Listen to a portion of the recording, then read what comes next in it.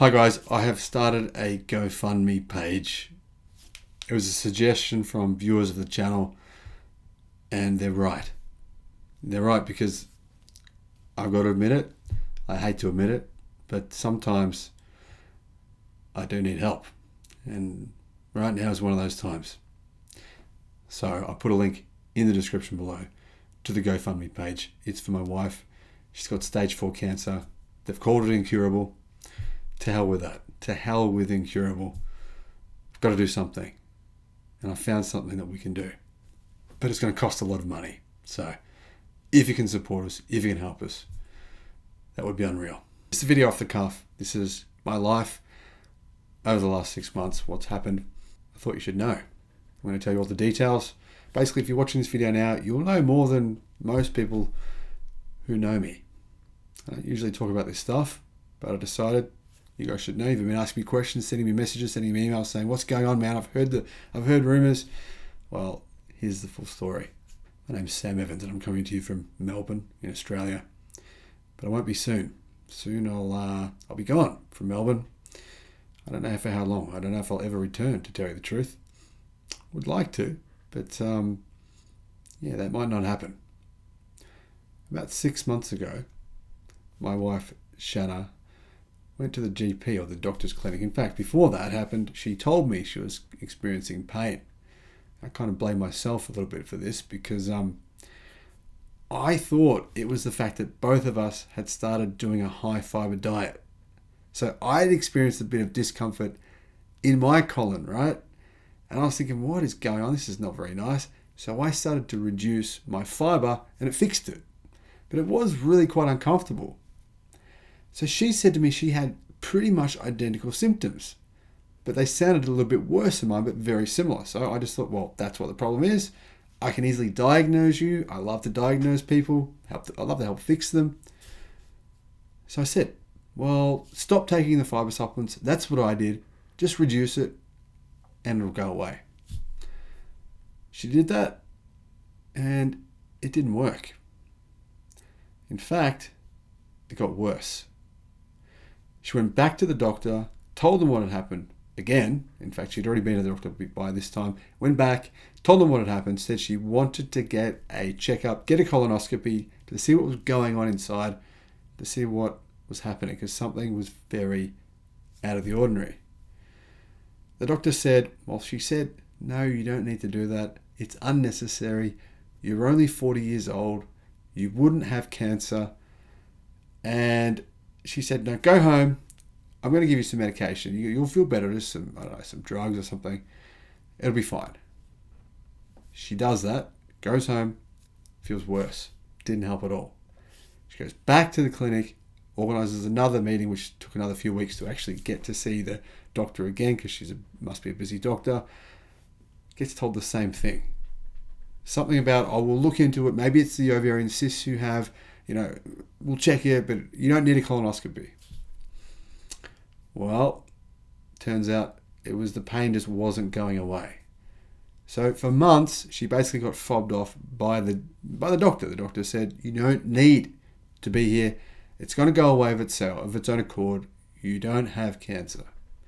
Finally, Shanna convinced the doctor to schedule her for a colonoscopy. But that took about 3 to 4 weeks to actually get that appointment made and to have that actually happen. Now, I remember very clearly I had to go and pick her up from the place where they did it with the boys. And I was just expecting I'd go in there, pick her up, and they would have found something small and said, yeah, it's this or that. It's no big deal.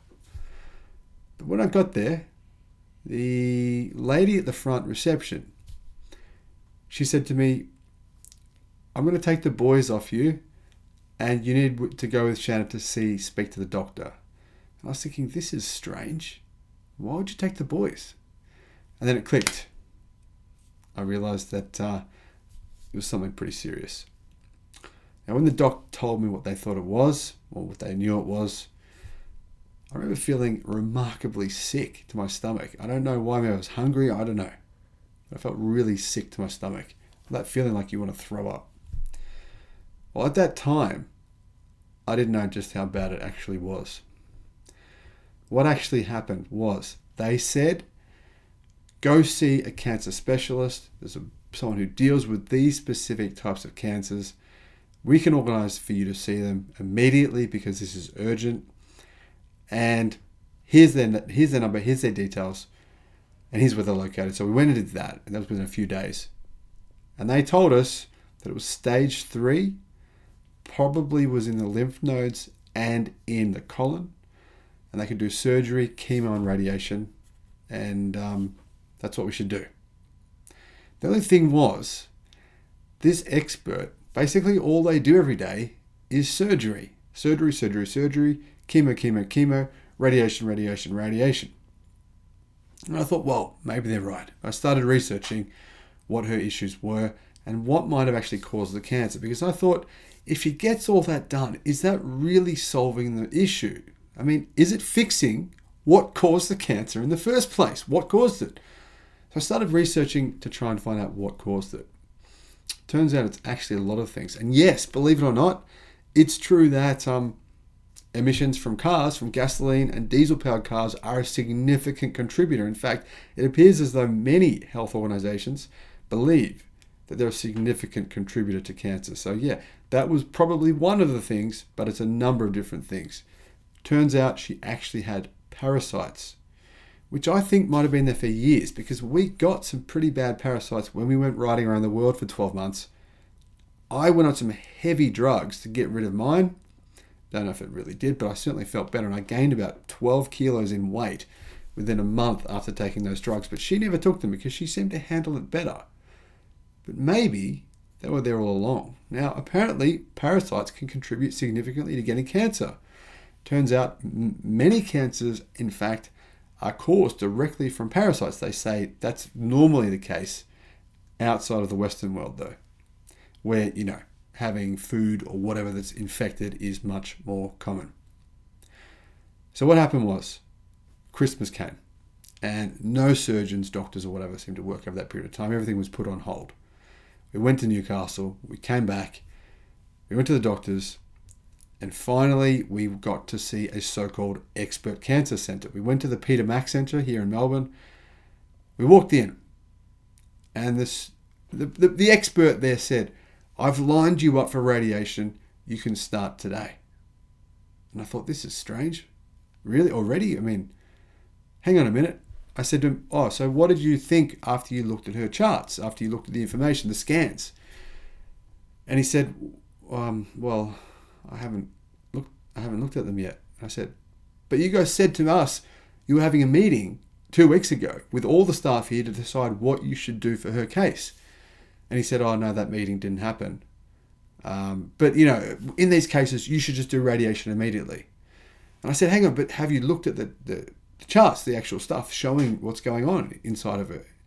He said, no. And he laughed at me as though it was irrelevant. It didn't matter. He didn't need to look at them. It was unnecessary. Why would I look at them in this case? I know what's going on. Just go get the radiation immediately. And he really did mock us. I was quite surprised with this experience. The Peter Mac Centre are meant to be experts. And we're getting told to do something without anyone at that centre having looked at what actually was happening, what was going on inside of it. We left after the meeting. We didn't say we weren't going to do it. We just left, and they called us an hour later. Emergency phone call. Called both of us. Called every number they could find, saying, don't do radiation. Well, we said, what? You just told us to do radiation. They said, no, don't do the radiation. We've now looked at the charts. We've now looked at it. She should not do radiation. So what do we do? Well, we got referred to another oncologist, cancer expert, at a different hospital. We went to the meeting, and they said, Shanna has stage 4, not stage 3. It's incurable. It's incurable. And my first thought was, what does that mean? It's incurable. Does that mean she has no chance? Well, I looked at the numbers. The chances are actually pretty low. And I didn't want to tell her that, so I didn't. So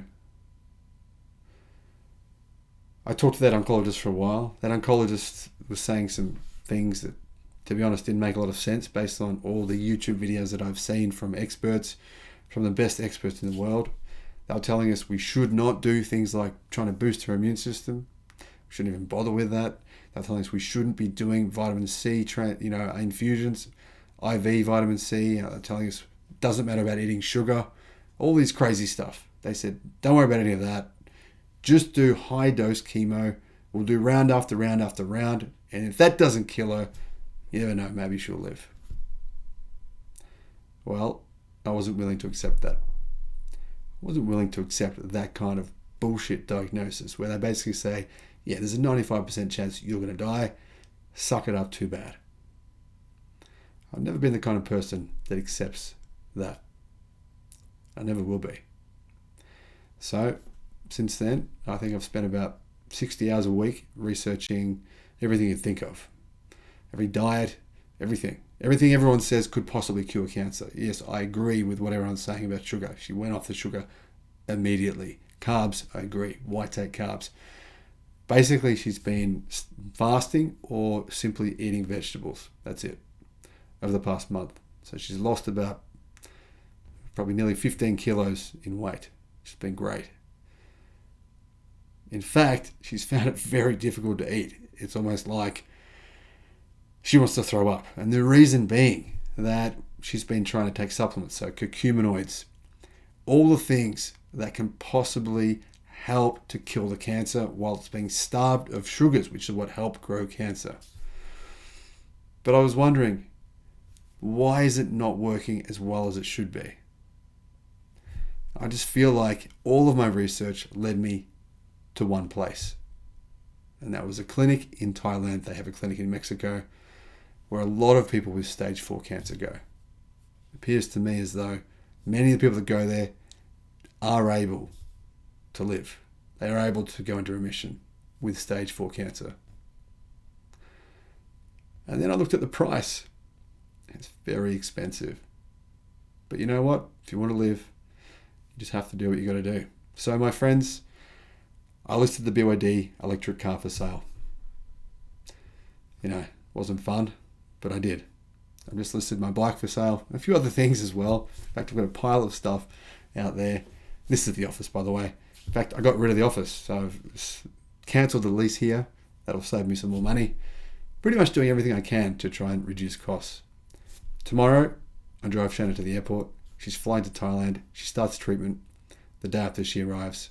Low-dose chemotherapy with some other drugs to make it work better, and a whole bunch of other treatments which apparently have a good chance of giving her what she needs to survive, and that is a much stronger immune system.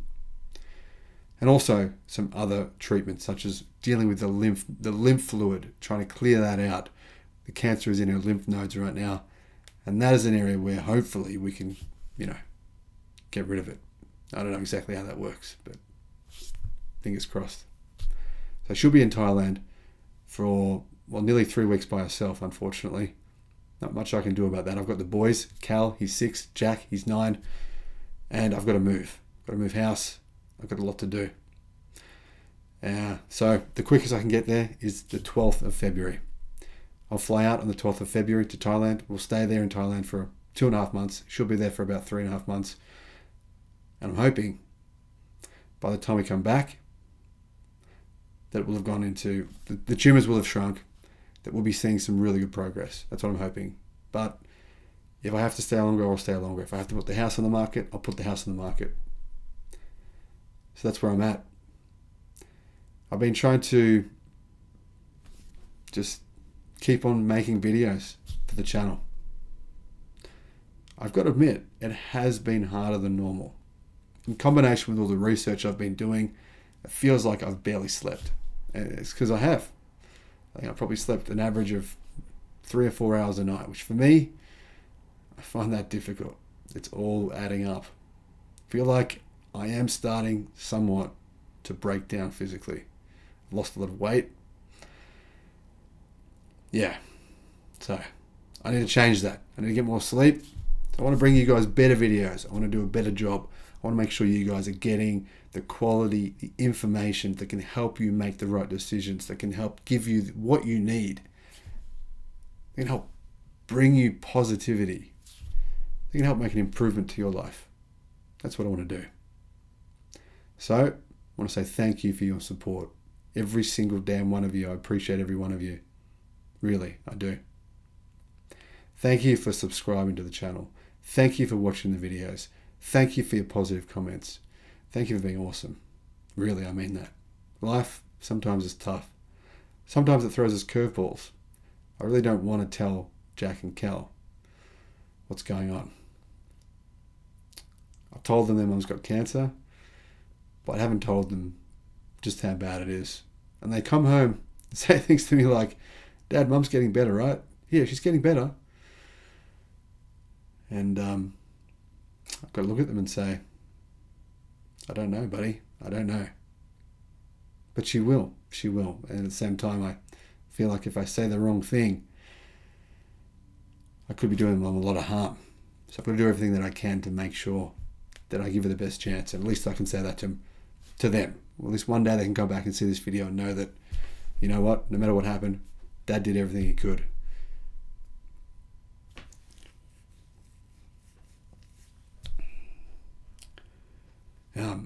Yeah, to keep their mum alive. Everything he could to keep their mum alive. So, thanks. I'll put a GoFundMe link in the description. If you can support us, that would be amazing. If not, just watching this video supports me. Thank you. Have a great day.